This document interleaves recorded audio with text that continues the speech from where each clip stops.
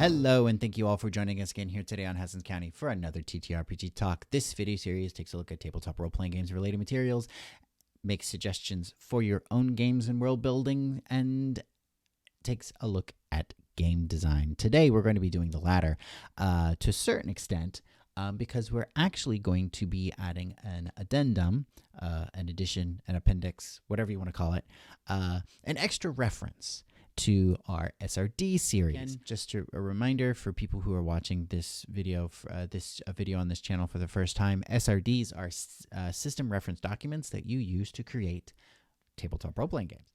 We're going to be talking mainly today about licensing. This was mainly inspired by a thread that was posted to Threads by René Pierre Deschet.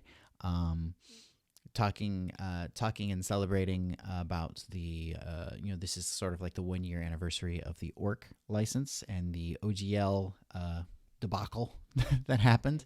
I realized after reading that I had not really, I have discussed what licenses are attached to which SRDs, and a little bit more about the specifics of what those licenses mean for the creator who wants to use that SRD, like if it allows you to commercialize your product or not, basically get paid for it, right? Or if you have to give attribution or not, things like that.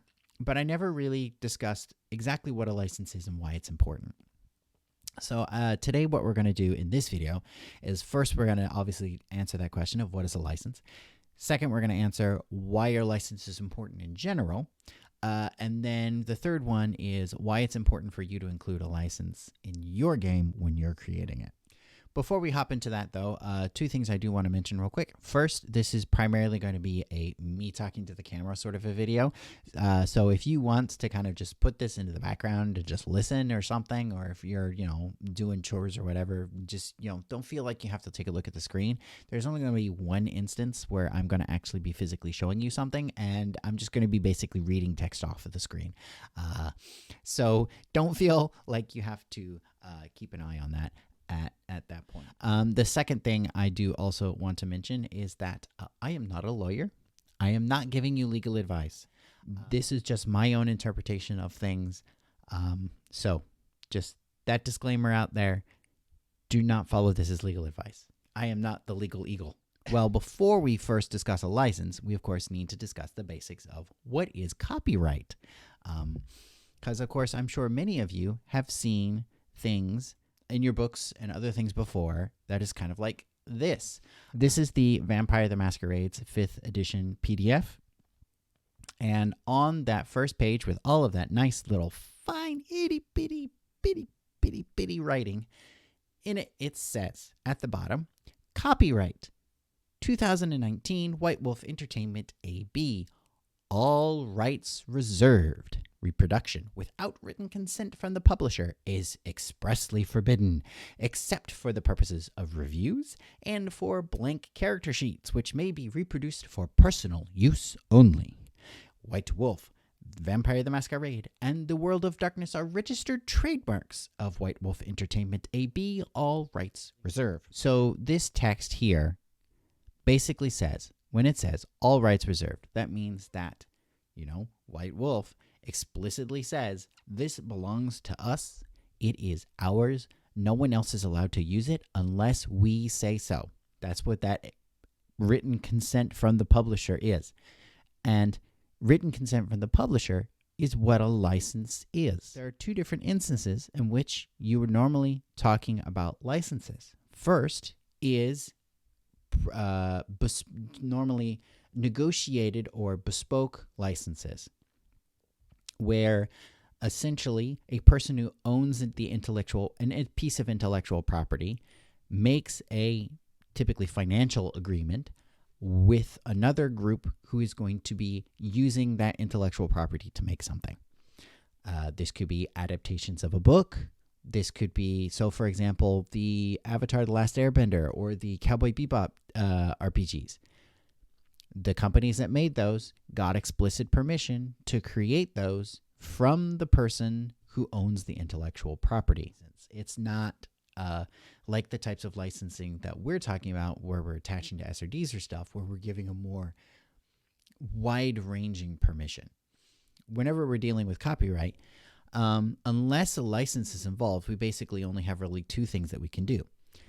The first is, of course, we can reserve all rights, just like they did here, which actually they didn't. They actually explicitly say that you are allowed to make copies of blank character sheets. You're just not allowed to make people pay for them. And then we have what we call, of course, public domain, which, again, public domain means that I'm putting it out there and it is now free for everybody in the world to utilize however they see fit.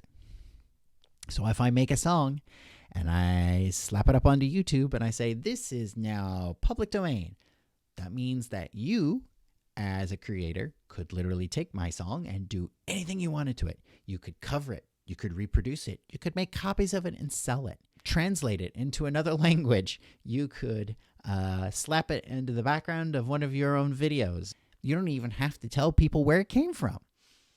Because again, that's part of public domain. You don't actually have to attribute anything you utilize in public domain.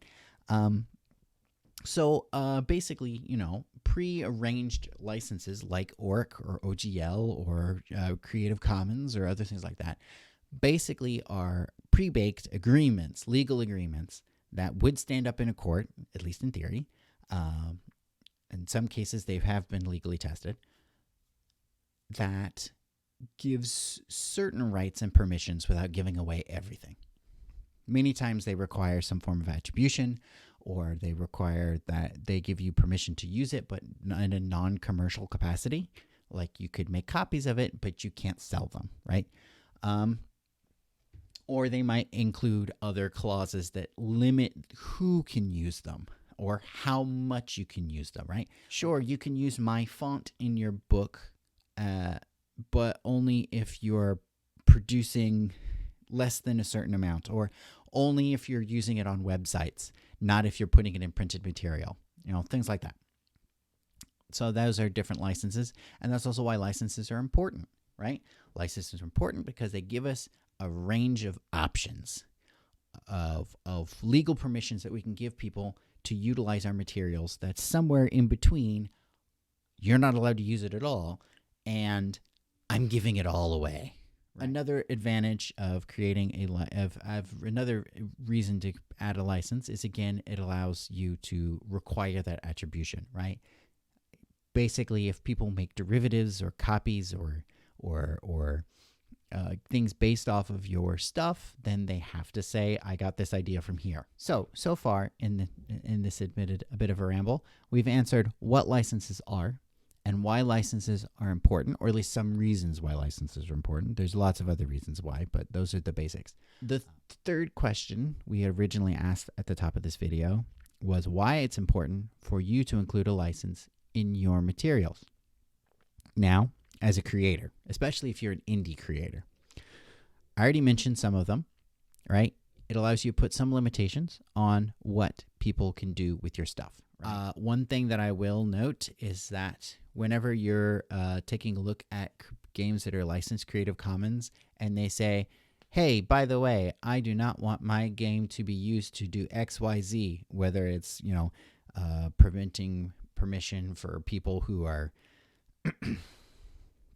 fascists, or people who are creating games that contained bigoted material or whatever. Technically, that's not allowed under Creative Commons license. If I, a creator, created a game, and then you made a game, or not you, but if somebody else, let's say somebody else, decided to create a game that, again, had, let's say, anti-trans material in it, I could potentially take that person to court because you're damaging my professional worth as a creator, or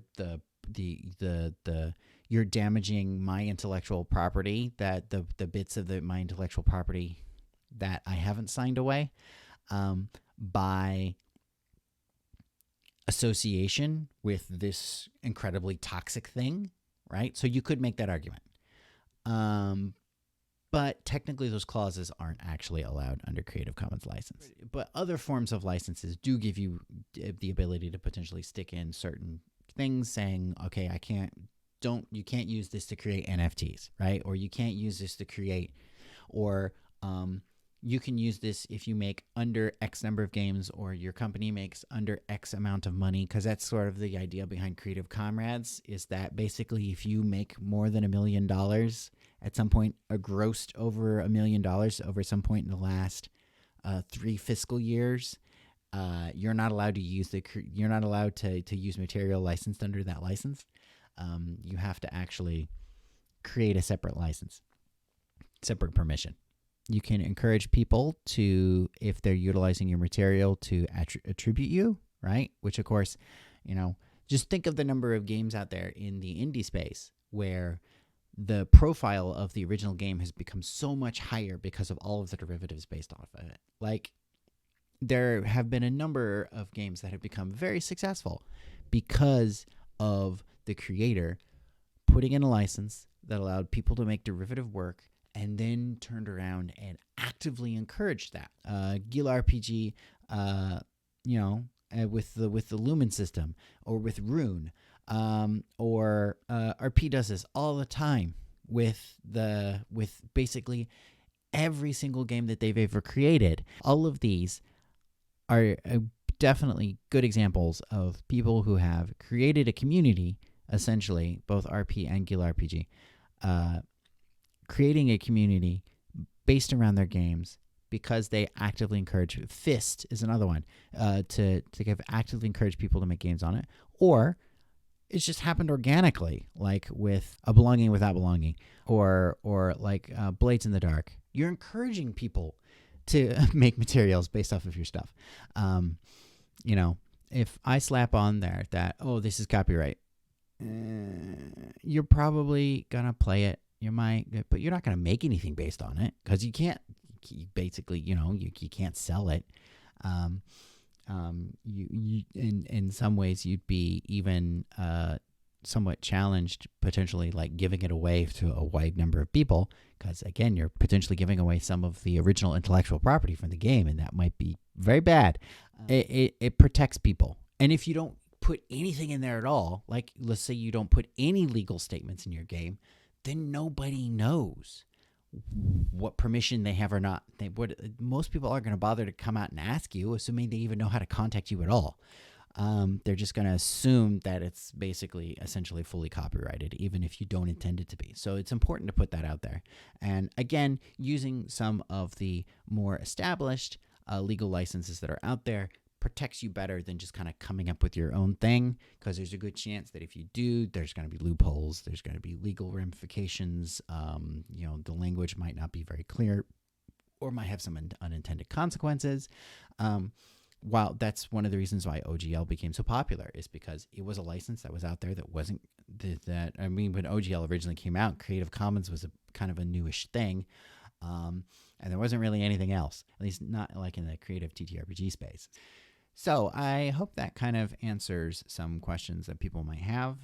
Again, this was kind of trying to discuss what licenses are, why they're important, and why you should use them. Don't forget to, go out there to like and subscribe if you enjoyed the video, if you felt it was helpful. If you'd like to take a look at the other SRD videos, the SRD video list will be popping up in the end screen. And thank you all for joining us again here today, again on Hastings County, and have a good zone.